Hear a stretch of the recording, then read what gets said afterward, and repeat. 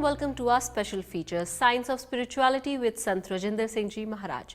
Spirituality is a hard term to define, and people have been trying to define this since the dawn of consciousness of mankind. To understand the science behind spirituality, let's welcome Sant Rajinder Singh Maharaj. Hello sir, welcome to the show. Yeah, it's very nice to be here on your show. You seem to have quite an interesting personal journey. You started as a scientist and then embraced spirituality. How did this happen?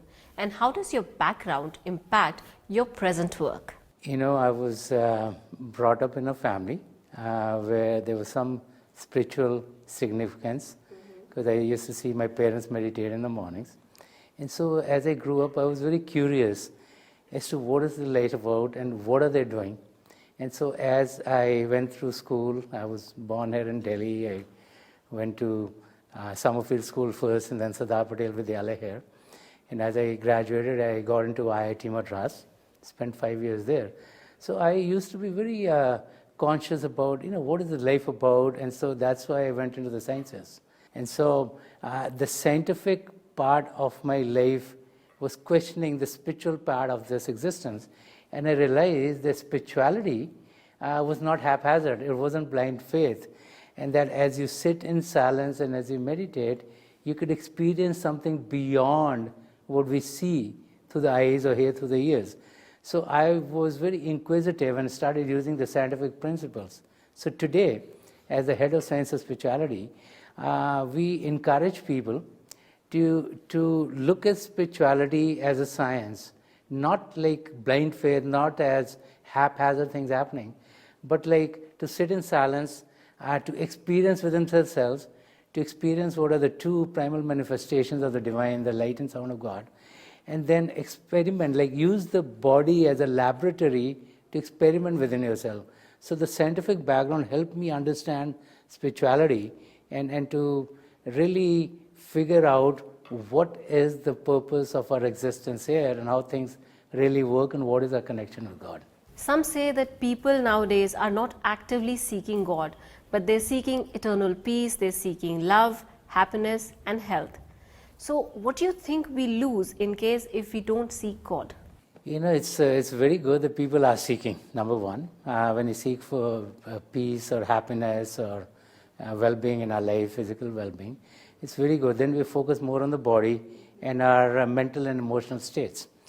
What is very important is to understand that when we seek only for what is good for the body, then this existence that we have is going to fade away. Because our physical death doesn't mean our annihilation, doesn't mean the end of our existence.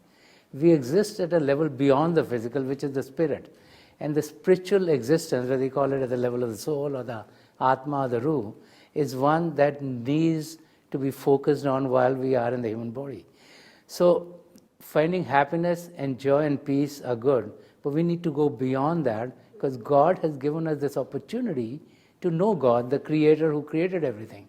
And we can find a connection with God. So I would say the first step is what most people take, because we feel we are the human body, we do good things for the body. The next step is to realize that we have something more than the physical body, because what gives us life is what we need to understand. And so as we focus our energies there, then we will find that there's a whole new world opening up to us. And as we start to experience God, as we start to experience the divine, then happiness and joy will come, which will be fulfilling the very purpose for which we come into the world. So I feel knowing God is very, very important because it's one of the reasons why we are born into this human body. When you're talking about the purpose, sir, what according to you is actually the purpose of life? The purpose of this existence is to truly first know ourselves and then to know God. As we start to look at creation, we find there are many, many, many creatures. In the East, we believe in 84 lakh jiya-jun, that there are 8.4 million of species. So the human body has been called the roof and crown of all creation, which means like God has given us this characteristic which we call vivek. Vivek means we can discriminate between truth and untruth. Right. And so that's given in the human frame. And in the human body, we've been given everything that is needed for us to know ourselves. So the purpose of this existence is first to realize that we're not the body, we're not the mind, we're not our intellect. In reality, we are soul. So the key to human existence is an opportunity to get off the wheel of transmigration and be able to get the state of moksha, or a state in which we're off that wheel and we find our oneness with God. Some people tend to seek personal benefit in everything they do in life. What does meditation offer to such people? You know, meditation has many, many benefits. Like I said before, the key to meditate, the first thing that we need, where we gain, is the knowledge of the divine. Most people, like you said before, meditate for outer reasons. Right. You know, there are many physical benefits today. The doctors are telling us that as we meditate and as we are calm, that our stress-related diseases and all can be helped. Our blood pressure can be controlled, can get better. Our diseases of the heart can be controlled better. And also, today we've found that there's a mind-body connection. Okay? So as we meditate, one of the first things that happens is that the frequency at which we are working, our brain waves are working, get lessened. Then there's calmness in the body. So whenever one feels calm, you feel more relaxed, you feel you can deal with the stress better. Right. So that's one physical benefit that we get.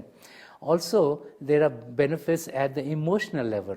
You know, as we have stillness in ourselves, then our responses to others are much more nicer. We're not responding just with anger, but we're responding with a collective intent. And so our relationships will improve. So not only are we benefited at the physical level by being able to deal with the diseases properly, we also are benefited at the emotional and the mental levels. We'll take a quick break at this point. Keep watching our special presentation.